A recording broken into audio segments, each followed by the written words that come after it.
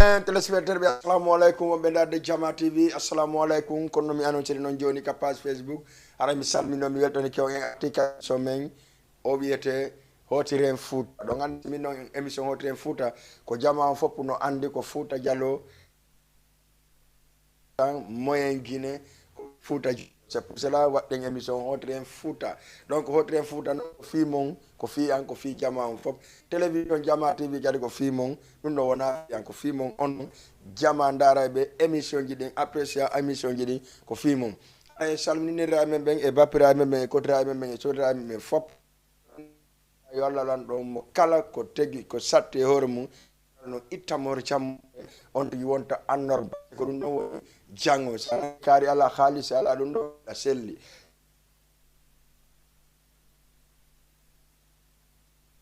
okora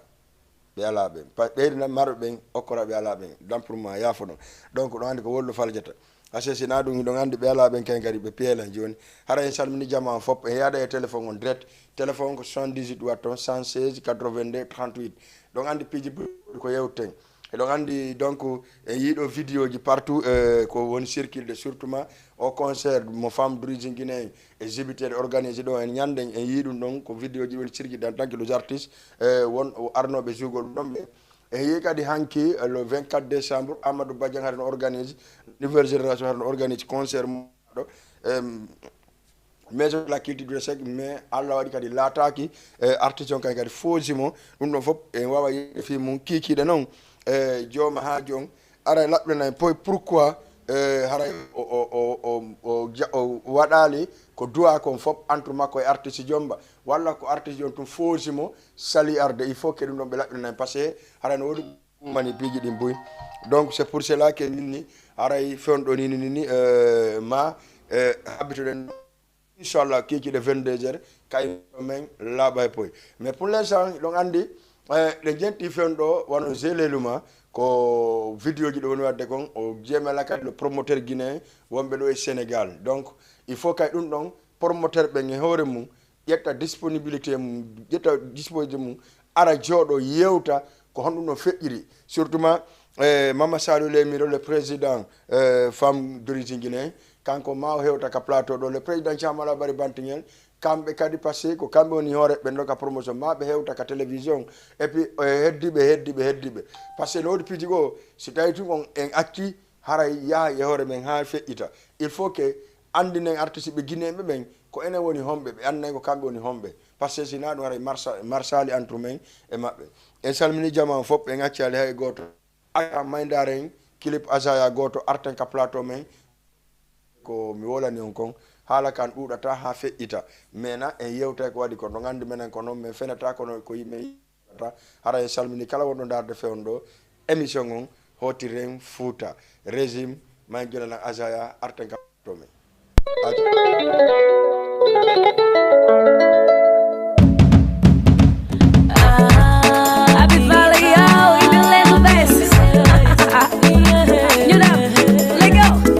La Guinée, Sénégal, c'est l'Afrique qui gagne. Ça y est, je t'aime un point, c'est tout.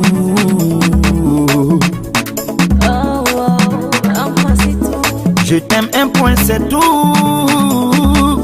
Yarabi, mani, chérie, baby,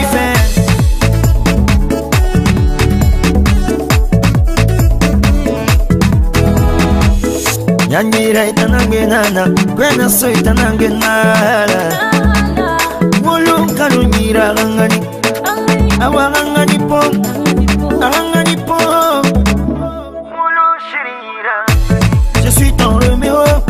tu es ma Juliette. Bébé, toi et moi pour la vie. Je suis ton Roméo, tu es ma Juliette. C'est toi et moi pour la vie, bébé, chérie. Je t'aime un point c'est tout, wallahi, billahi. Je t'aime un point c'est tout, bébé, chérie. Je t'aime un point c'est tout, wallahi, billahi.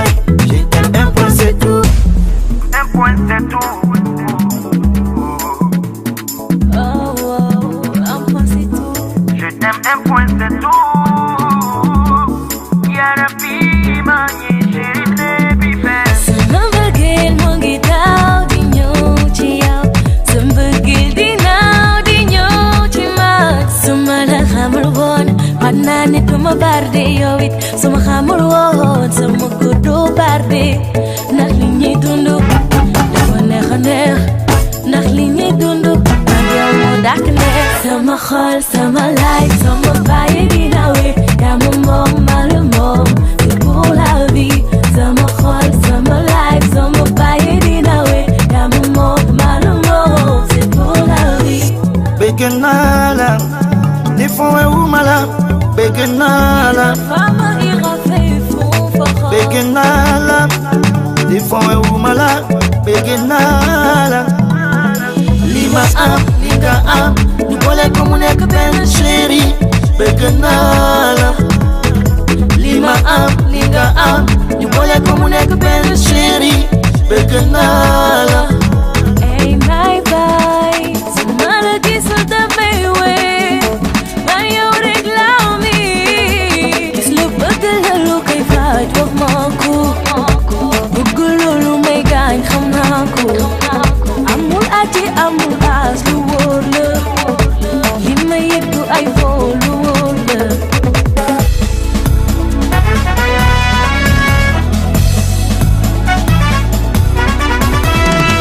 sama xol sama life sama bàyyi dina wéy yaa ma moom maa la moom c'est pour la vie sama xol sama life sama bàyyi dina wéy yaa ma moom maa la moom c'est pour la vie bébé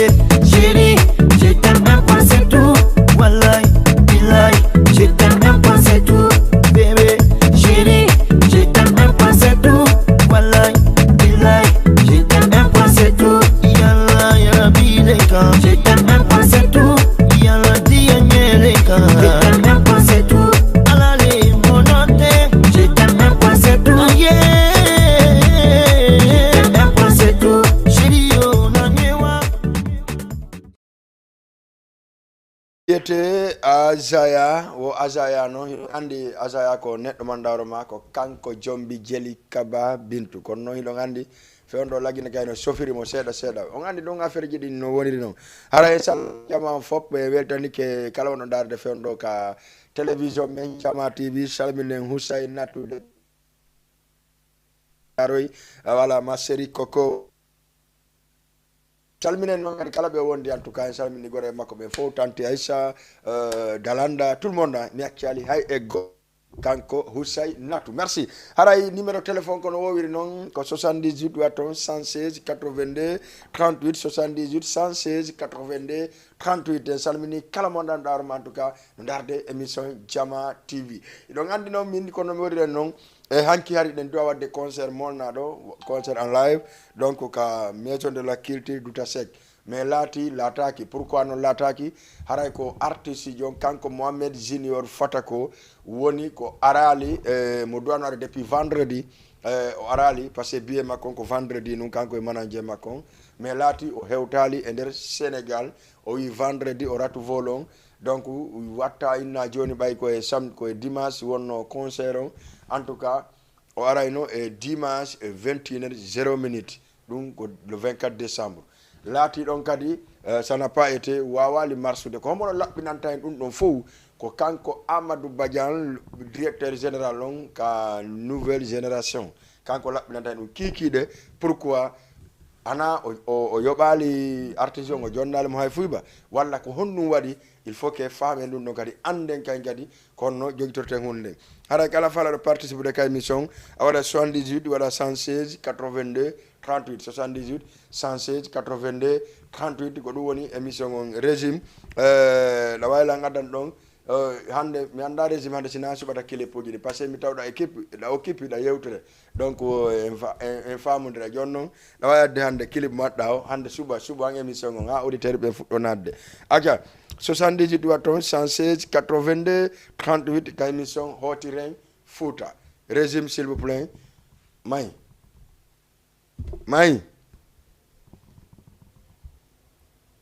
régime adani mi wala ni mago andi min ni ma hande on ko anjogi direction on ton parce que mi ari mi tayda yewtere e wawali coordonner ko honɗum hen ɗum gollete ba non ko non woniri émission on tardi hande coordonner ton ka régime ton ka machine indanala ngadda parce que jama on no habbilan fewndo ni bon haray acca régime waɗi pré may Mansa waɗi prayer.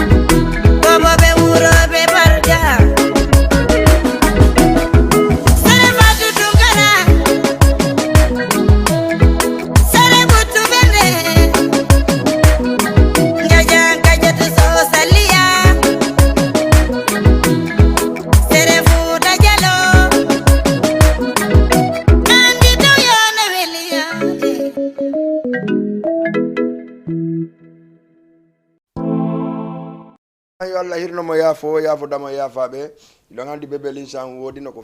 nene makko atti feƴƴinde kankali o feƴƴini ara Allah hirno mo yaafo yaafodamo e yaafaɓe ara en salmini kala mon daroma en tout cas no andi bébé l'insan wiyemo en tout cas yo Allah naddumo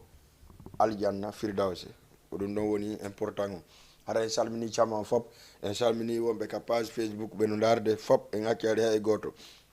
salmine monsieur Sidi Ndeylo le président de l'association jeunesse dongol tuma la JVDT. Merci monsieur Sidi Ndelo. Salminen kanko vice président on Habibullahi. Salminen kala équipe puji kadi DT di fop en actuali hay goto on to district gon fop en actuali personne. Si mi yo mi actuali en actuali wano ndalao. Salminen wano duki tayre kaajel bullere dukuku donc aren geme kamen kam jibina mi jandi don hara en salmini jama on fop wadi aren bambaya pellal e ben don fop paray ko no voilà no concentré émission on salmina be masi ben fop kadi no concentré émission on. Merci beaucoup wombe addude kay kadi merci Basim Bari depuis Medina, merci beaucoup haray do weltana ono série 13. Voilà, salmine mandar ma en tout cas habata sicata wigol DJ Belami de soutenuma ko hamuda o Mr Alpha depuis depuis Koloban et salmino sami Abdul Rahim Diallo Koloban salmino Sanu andi simini Sanu yeyo café on Sandaga ka président ka atelier ka président Malal akasa ka pelu nyaay ciokel hande mi yeydo mi wawata wolde fayda moƴƴa si mi wowli karango nani tawni accu mi nyawndama Sanu merci ayigo dande ngarti carrément do ko horne tolla musude seeda ko dum hande hadi mi amano seeda mi memmino merci e kala kadi nyoowo Mr Banga kadi salminama moƴƴa en accale e goto salminen président Chamala Bari Bantignel le président de l'Alliance de la sous-région chargé de l'organisation au conseil à l'étranger chargé de l'organisation KIFDG chargé de l'organisation qu'a parti PEPS ensemble pour le Sénégal. Nous devons que président Malal. Chargé de mission aussi, Kabla Daouda Diallo, qui conseil et social et environnemental. Tête dunga le modon, nous devons kambiji. Andi barki landaki dubi. Assalamu alaikum, haray alaikum salam, nous ko kodo horani. Donc haray régime la waylandara ande don clip mon da horoma ko nebudo sida fala aduna don bintala liso ko yimi girasi don baydandi girasi lamin girasi kode ko gorko moƴƴo voilà haray ko dum won ton kala mon da horoma no fala participe de émission mo yar 78 182 38 sereji ni fo salminama sereji ni fop ko do mi salminta Aissatou Koundara big up à toi. Mi salimina Binta wonnoɗo mare ngangon le 2 décembre passé. Merci aussi Binta depuis Grand Yoff. En salmino moƴƴa kanko équipe makon fop. Salminen Kadiatou Popo Dara c'est les forti foli rewɓe kanko forti foli. Voilà, c'est les foli rewɓe depuis Grand Dakar. En salmina Aïssatou Bari Grand Dakar kankadi mo salmina moƴƴa. Mi salmina kankadi noon Abdoul Boussoura depuis Grand Yoff. Abdoul Boussoura et Kadiatou Abdoul Boussoura Grand Yoff, Kadiatou Grand Yoff. Before mi salmi be moƴƴa malgré no mi yanon ka anniversaire là voilà donc on ko woni mi yettina ko mais c'est pas grave salminen imam mon Thiaroye di Petiyero salminen camara Thiaroye aussi e kala wontibe Thiaroye be fof salmi ama taximan tout le monde mi ƴetta premier auditeur wala auditrice min namo assalamu alaikum alaikum salam don jam idon onon le idon e janno marsude alhamdulillah ra weltanama émission mon den dara on do Grand Yoff direct mi salmini ɓe Grand Yoff ɓe fop mi accali hay goto aray ko pay konko kindiya woni on jarnude ɗum salmina on aray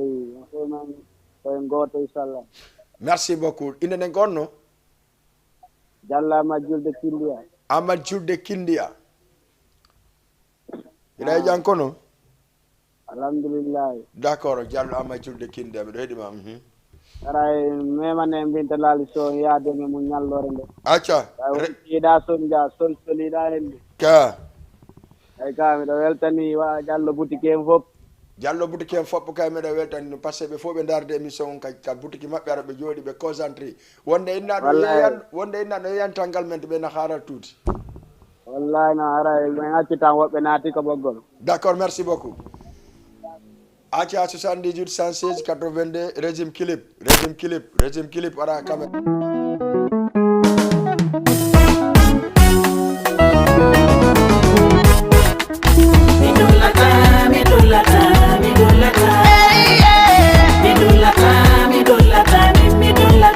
Magonga ma Kiriji madi yonina albarka mada buri girasi lamini girasi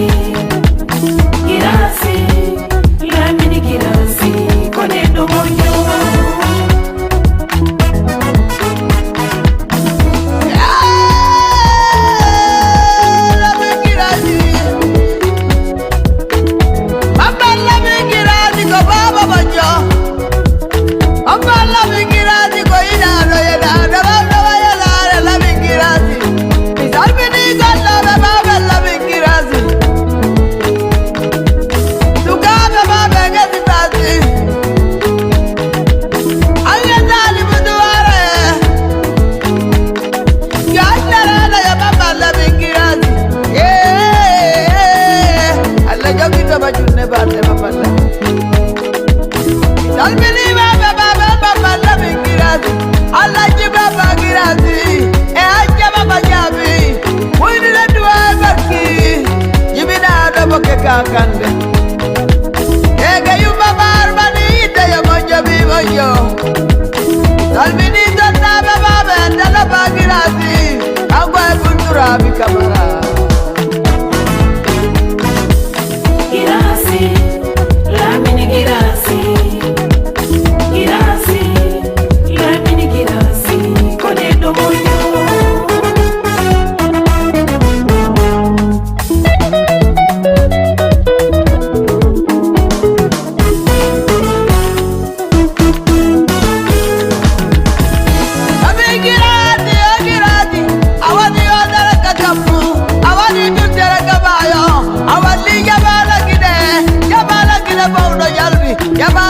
Pauno veltiyo na bingirasi alla jogi to majunne balle ajara mala bingirasi baba girasi baze kukirasi mama girasi nafi girasi Uncle Bobo Ma Ubaga